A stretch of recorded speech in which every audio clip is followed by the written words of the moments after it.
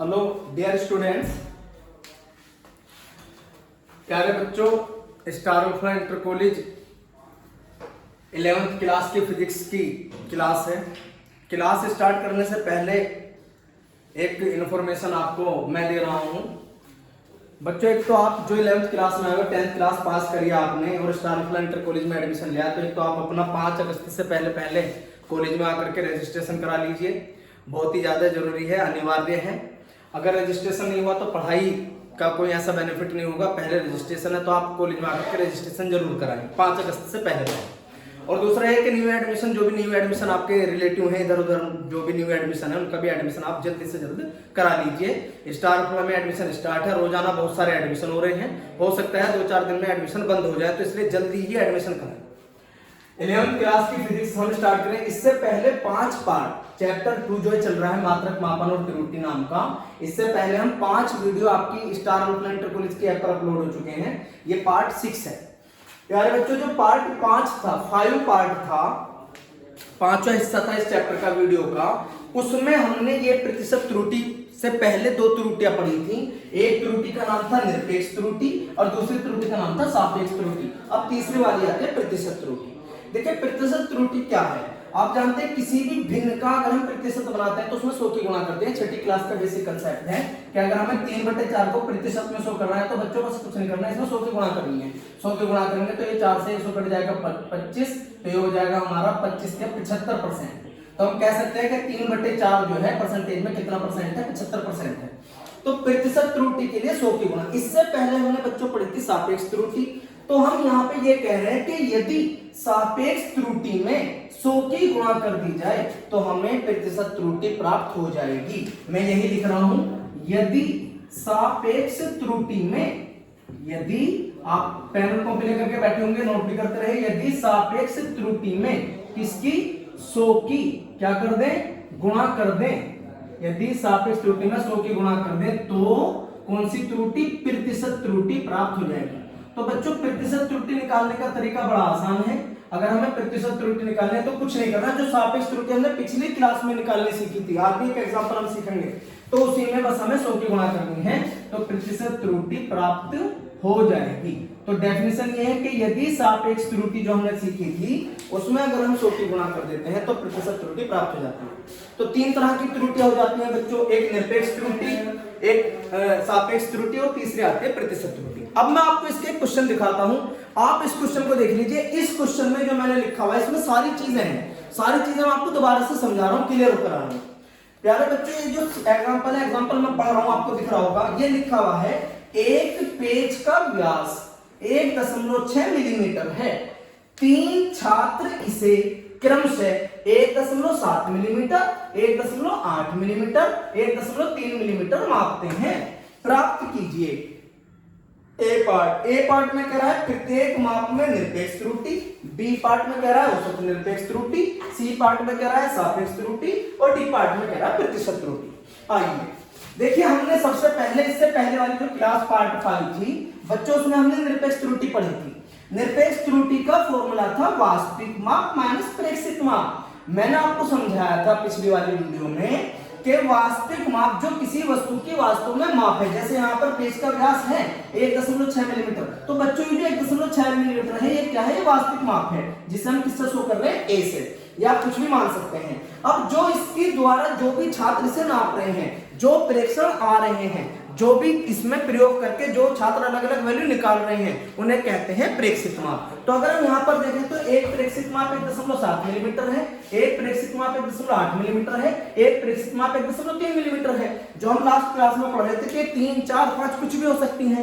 तो एक को हम A1 मान रहे हैं, A1 1.7 मिलीमीटर हो गया, एक को A2 मान रहे हैं, A2 1.8 मिलीमीटर हो गया, एक को A3 मान रहे हैं, A3 1.3 मिलीमीटर हो गया।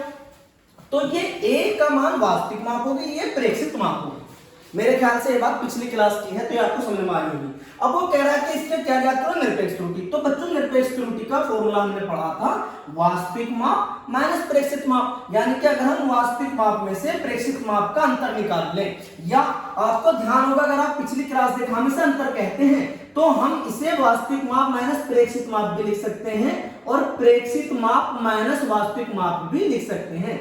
बच्चों डेफिनेशन है अंतर, डेफिनेशन क्या है, प्रेक्षित माप और वास्तविक माप का अंतर, और अंतर ज्यादा में से कम वाले को घटा करके निकल सकता है। तो अगर हम प्रेक्षित माप में से वास्तविक माप को घटा लें या वास्तविक माप में से प्रेक्षित माप को घटा लें तो अंतर निकल आएगा, इसी अंतर को कहते हैं निरपेक्ष त्रुटि। अब यहाँ पर कितनी प्रेक्षित मापें हैं, A1 A2 A3 तीन है, तो तीन निरपेक्ष त्रुटियां निकलेंगी।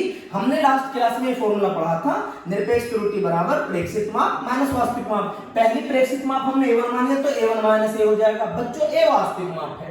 दूसरी A2 माइनस A हो जाएगा, तीसरी A3 माइनस A हो जाएगा। आप निकाल सकते हो A1 की वैल्यू 1.7 माइनस A की वैल्यू 1.6, 1.7 में से 1.6 घटाएंगे तो 0.1 मिलीमीटर आ जाएगा आंसर। ये जो आया हमारा 0.1 के पहले छात्र की माप की निरपेक्ष त्रुटि है। ऐसे आप दूसरे के निकाल सकते हो। अगर आप दूसरे के निकालोगे तो A2 की वैल्यू बच्चों 1.8 है माइनस A वास्तविक माप जो है हमारी 1.6 है, 1.8 में से 1.6 घटाएंगे तो 0.2 आ जाएगा आंसर।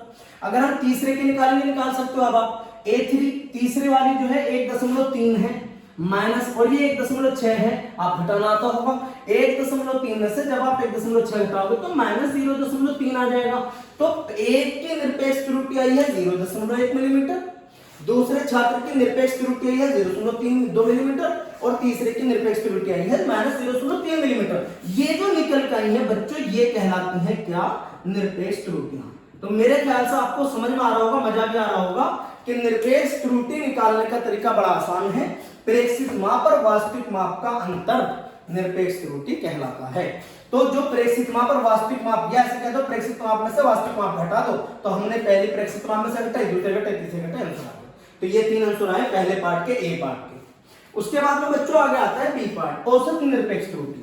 ये जो औसत निरपेक्ष त्रुटि है ये भी हमने पार्ट 5 की जो वीडियो थी उसमें आप देख सकते हैं, लास्ट में यही है। देखिए बच्चों औसत, आप 10वीं क्लास का मैथ पढ़ के आए हो, 10वीं क्लास पास करके आए हो। मैं आपको पिछली क्लास में भी याद दिला रहा था, मैथ में औसत को इंग्लिश में कहते हैं एवरेज, और मैथ में जो आप पढ़ते थे वहां पढ़ते थे आप समांतर माध्य।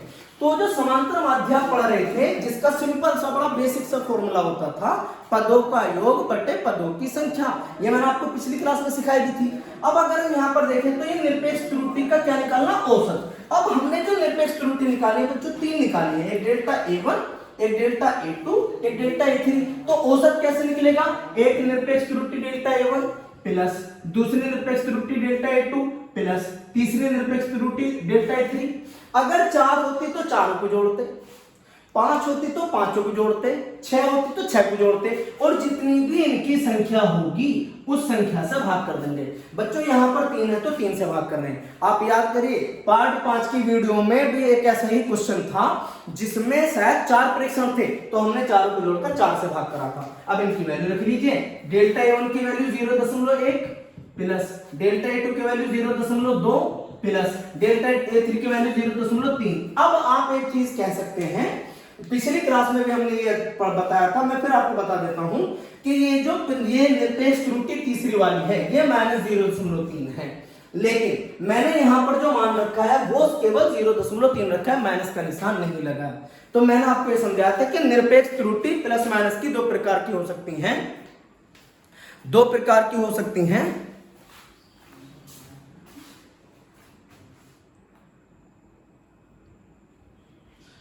तो ये निरपेक्ष त्रुटि जो है हमारी प्लस की भी हो सकती है, कुछ माइनस की भी हो सकती हैं। तो हम ये कह रहे थे कि अगर प्लस की आती है तो इसका मतलब है कि उसमें कमी हो रही है, अगर माइनस की आती है अगर प्लस की आती है तो वो वृद्धि करके बता रहा है, अगर माइनस की आ रही है तो वो कमी बता रहा है। तो यहाँ पर अगर कोई निरपेक्ष त्रुटि माइनस की भी होगी, जब हम औसत निकालेंगे तो उसका मान प्लस का ही रखेंगे, क्योंकि माइनस का सिंबल तो सिर्फ इस बात को बताता है कि ये इसे कम बता रहा है। आप खुद ही देख लीजिए, व्यास पेज का 1.6 मिलीमीटर है लेकिन ये बता रहा है 1.3 मिलीमीटर, इट मींस ये जो है कम बता रहा है। तो यहाँ पर इन सबको जोड़ के 3 से भाग कर देंगे, आप सोल्व कर लेंगे, 0.3 0.2 0.1 जोड़ेंगे 0.6 आ जाएगा, बटे में 3 से भाग करेंगे 0.2, तो ये जो 0.2 आया है, ये 0.2 हमारा कहलाएगा औसत निरपेक्ष त्रुटि। तो बच्चों समझ में आ रहा होगा, निरपेक्ष त्रुटि निकालने का तरीका ये है, माइनस कर दो। औसत निकालने का तरीका है, जितनी भी निरपेक्ष त्रुटियां निकली सबको जोड़कर उनकी संख्या से भाग कर दो। आगे आती है तीसरी, आती है सापेक्ष त्रुटि। देखिए सापेक्ष त्रुटि हमने लास्ट क्लास में पढ़ी थी। डेफिनेशन में ये कहा था औसत निरपेक्ष त्रुटि तथा वास्तविक माप के अनुपात को सापेक्ष त्रुटि कहते हैं। आई रिपीट, औसत निरपेक्ष त्रुटि डेल्टा ए, ये डेल्टा ए की वैल्यू यहां पर ही आई है, और वास्तविक माप के अनुपात को, बटे को बोलते हैं अनुपात को, सापेक्ष त्रुटि कहते हैं। अब देखिए फॉर्मूला है डेल्टा ए बटे, डेल्टा ए की वैल्यू 0.2 बटे में ए वास्तविक माप की वैल्यू है 1.6, तो ये जो भाग करेंगे पॉइंट से पॉइंट कट जाएगा, 2 एकम 2 2 8 16, ये यहाँ पर 1 बच गया, नीचे 8 बच गया। ये जो 1/8 आया है यही कहलाता है हमारा सापेक्ष त्रुटि, या इसका भी एक दूसरा नाम था भिन्नात्मक त्रुटि, क्योंकि भिन्न के रूप में आती है। तो ये हमारी सापेक्ष त्रुटि है 1/8, इसका आंसर ये आ गया। लास्ट पार्ट है बच्चों प्रतिशत त्रुटि, जो आज की क्लास में स्टार्ट में करी थी। प्रतिशत त्रुटि का फॉर्मूला है डेल्टा ए बटे गुणा 100। डेल्टा ए को क्या कह रहे हो, औसत निरपेक्ष त्रुटि, ए को क्या कह रहे हो, वास्तविक माप गुणा 100। तो आप निकाल सकते हो, यहाँ पे डी पार्ट में यहाँ पे दिखा रहा हूं आपको।